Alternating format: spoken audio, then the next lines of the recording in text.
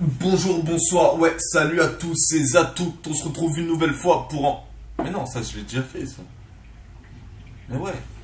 Mais ouais, on est là pour la review du scan 765, qu'est-ce que je fais? Je déconne trop en ce moment.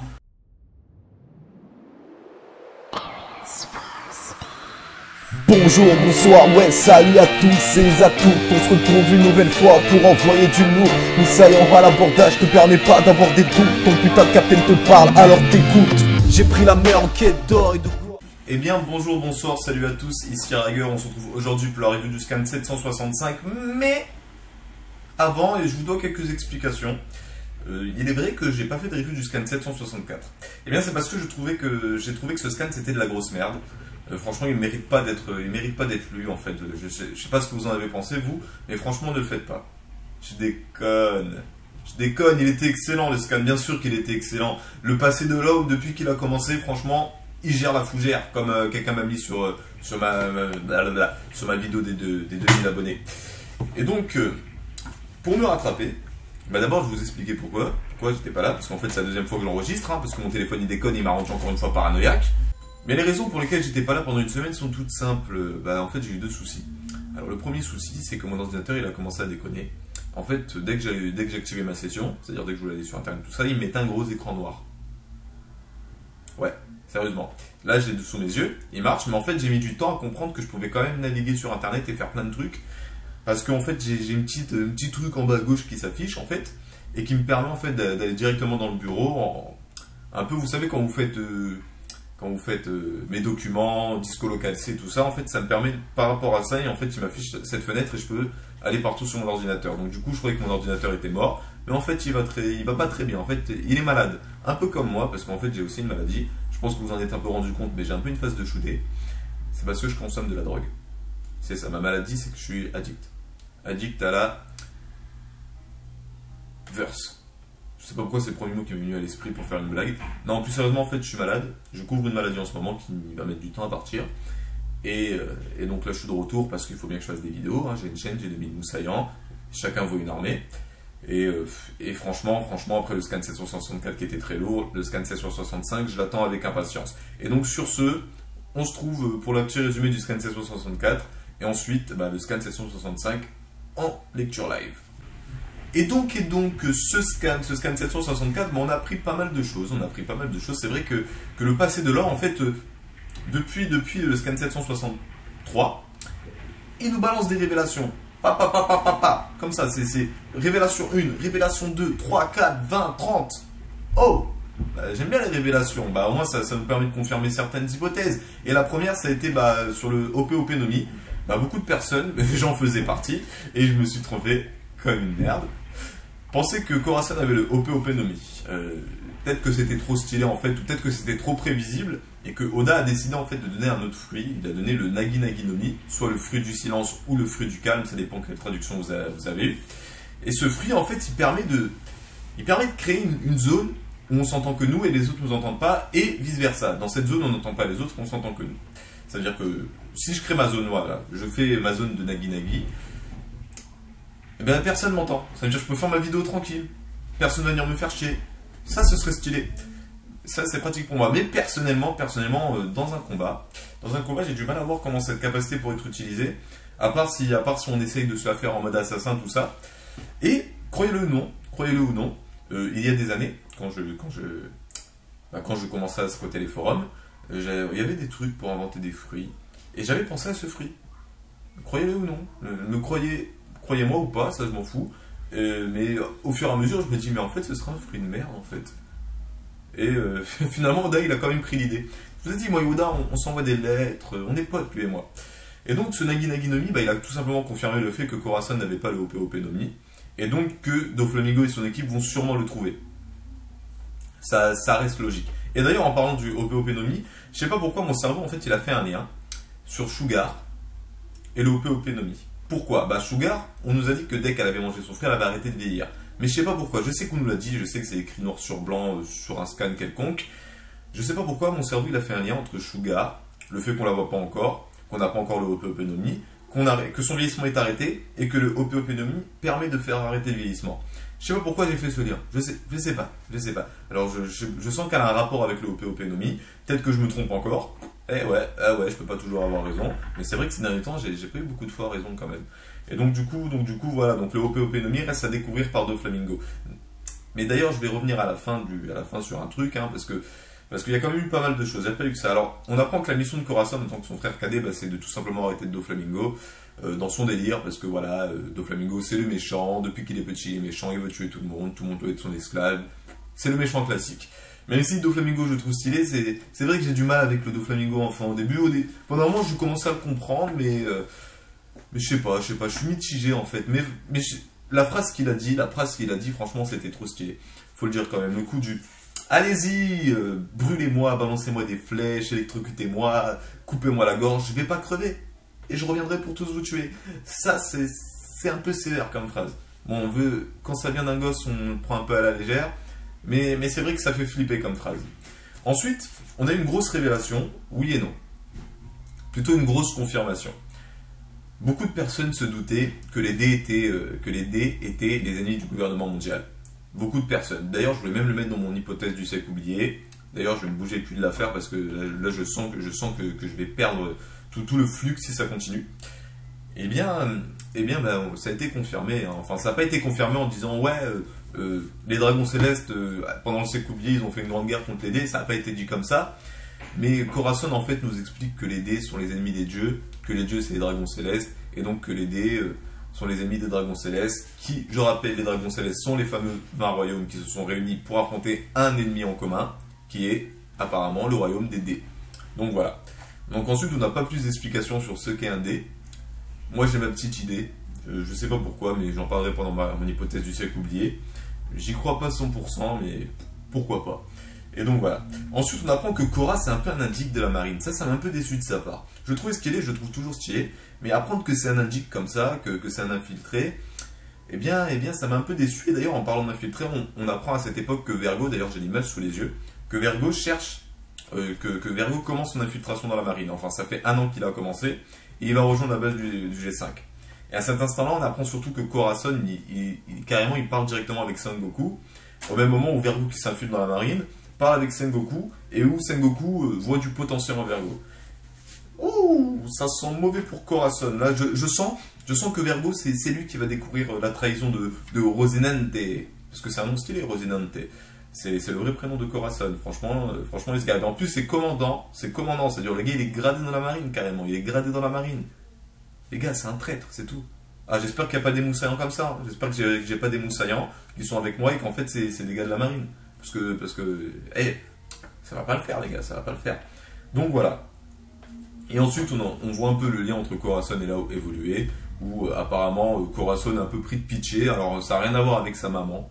Apparemment, ça aurait été trop mignon.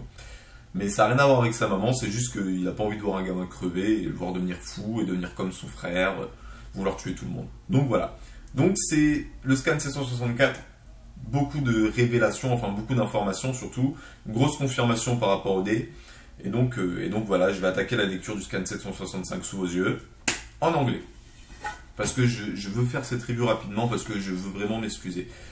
Et bien moi qui étais chaud pendant le scan en anglais, je suis à la fois content et pas content, parce que j'étais là, ouais je vais faire le show, je vais montrer que je sais bien parler anglais, tout ça. Bon, je galérais un peu à certains moments. Et pendant que je lisais, en fait, le scan il s'est traduit en fait. J'ai changé de page et hop là, c'était devenu français. Et donc c'est parti. Je crois que je fais partie des premiers. Je crois que je suis le first. Je suis peut-être même le first, ouais. Je suis peut-être le first à le regarder en français. Ouh là, c'est un immense honneur.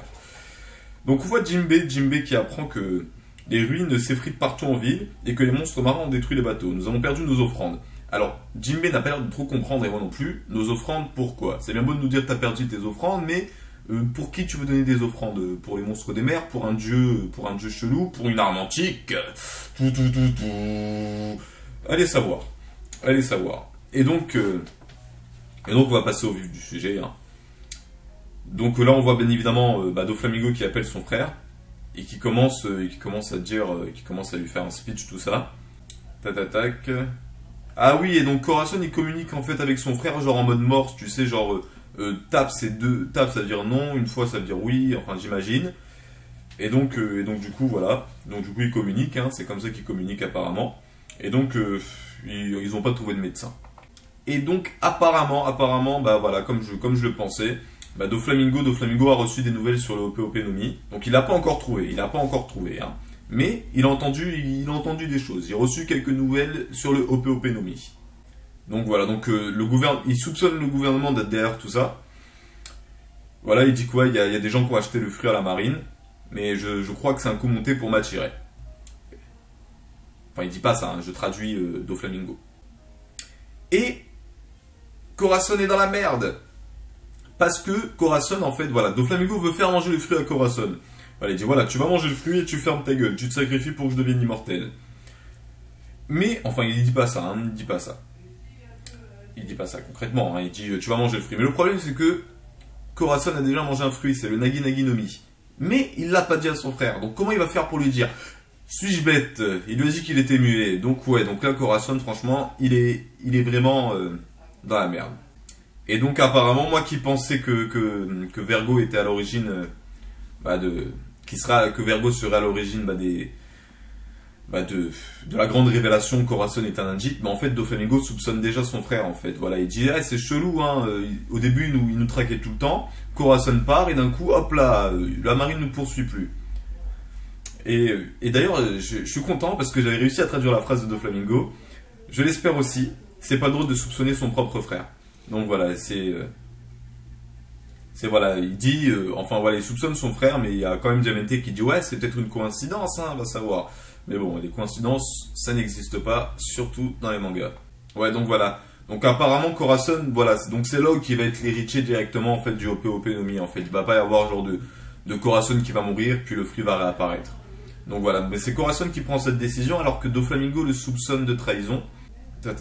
Ni toi ni moi n'allons rentrer dans la famille. Ouh là ça devient intéressant. Ouais, donc il soupçonne. Donc Corazon soupçonne son frère de le soupçonner. Ouh, cercle vicieux. Et donc voilà, donc la personne qui m'avait mis l'hypothèse, je pense que Corazon est là où vont voler le OPOP Nomi à Doflamingo. Félicitations parce que c'est ce que prévoit de faire Corazon. Et vu que là où a le OPOP Nomi, je pense que ça va à peu près marcher. Il va sûrement y avoir des morts, tout ça entre temps, mais je pense que ça va marcher. Et Rocinante discute tranquillement avec Garp. Oula, mais ce mec, c'est l'indique ultime, quoi. Il fait partie de l'un des plus grands équipages de pirates, en tout cas qui va le devenir. Mais de l'autre côté, il est pote avec les amiraux en chef, Garp la légende. Ouais, tranquille le gars en fait, tout à fait tranquille. Et à l'époque, Garp n'était que lieutenant général. Donc, ok. Bon, ça... Voilà. Ouais, et en fait, il discute avec tous les grands, ouais. Ça te dit, il parle même à Kuzan. Ouais, donc franchement, non, c'est l'indique ultime. Corazon, il balance son frère. Je vais te dire tous ceux qu'on travaille avec lui secrètement. Donc, Vergo, peut-être... bon, Vergo va pas être trahi vu que tout s'est bien passé pour lui. Il va sûrement y avoir des soucis. Mais on voit le plan, l'embuscade, casse-toi, laisse son frère crever. Oula, il n'aime pas son frère, Corazon, hein. Ouais, donc là où là commence à être très très malade, mais bon, c'est tout ce qui va pas crever. Bizarre.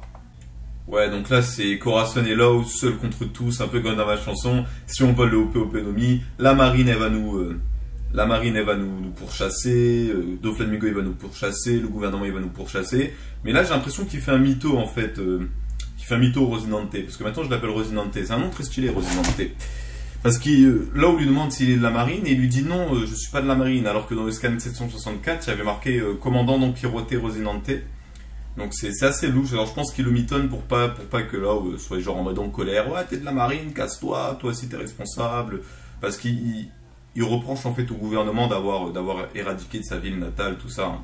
Vous savez, ouais, ils ont creusé pour l'argent, ils nous ont tous fait crever, ils veulent pas nous soigner. C'est des fils de méchants. Donc là, il y a une ellipse, on se retrouve 3 jours avant le deal. Et on a l'apparition d'un supernova. C'est Diez Barles, donc celui qui a mangé le fruit du dinosaure, celui qu'on voit dans la mini-aventure de Caribou à la fin.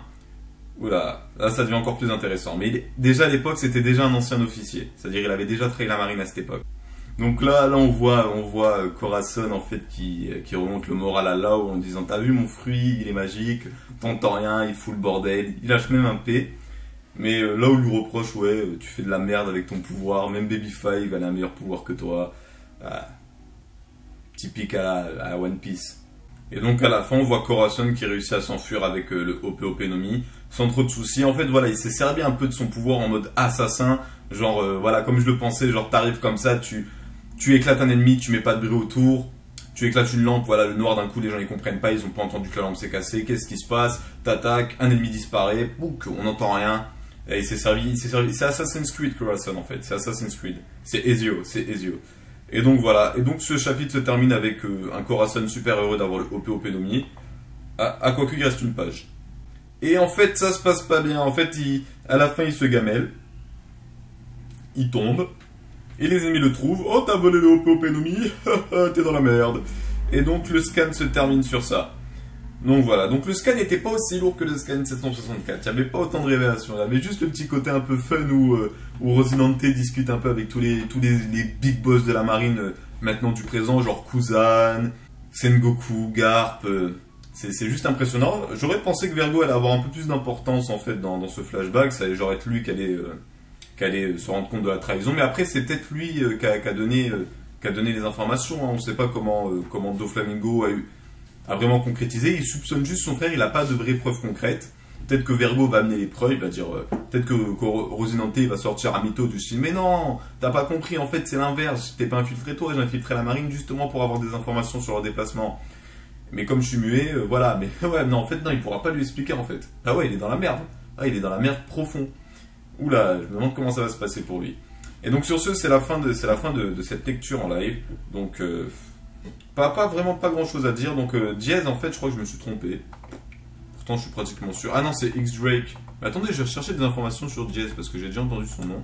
Ouais, non, c'est pas du tout lui. Enfin, c'est un ancien officier. Il s'appelle Diaz. D'ailleurs, X-Drake, ça se prononce Diaz Drake. Tac. Ouais, ça ressemble beaucoup. Je cherche d'autres photos de lui en fait là pour voir s'il y a une ressemblance.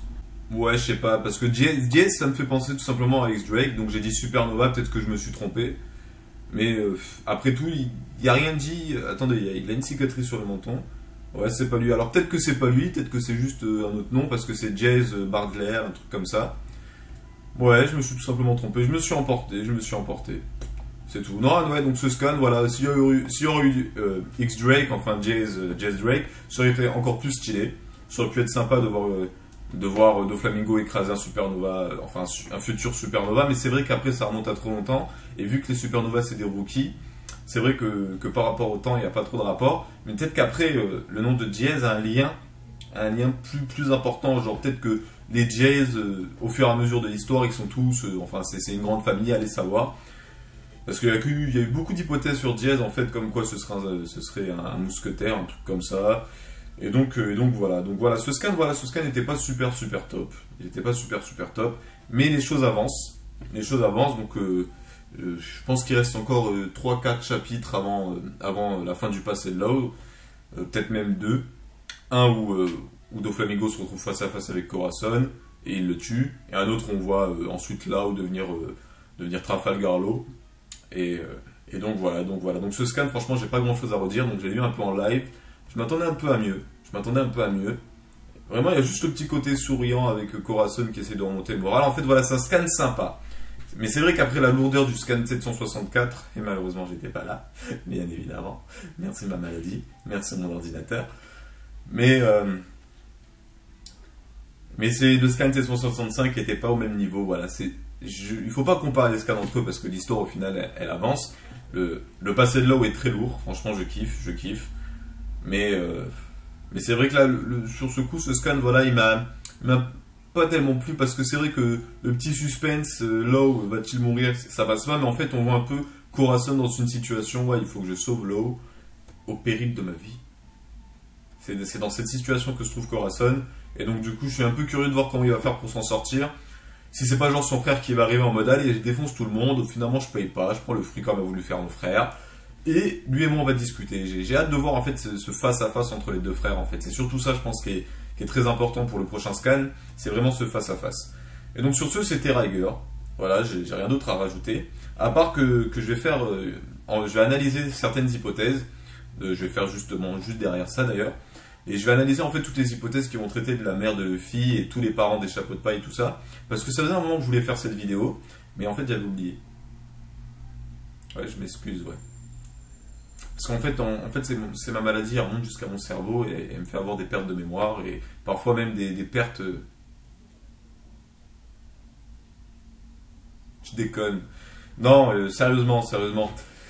Donc voilà, c'est la fin de cette review, je sais pas quoi terminer. Il me laisse sur ma faim en fait ce scan. Ce scan, il m'a pas rassasié ce scan.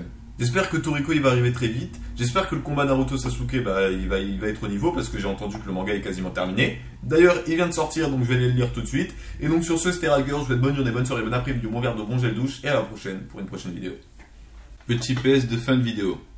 Donc Naruto, je vais pas expliquer. Série que j'ai suivie jusqu'à comment il s'appelle, jusqu'à Pain.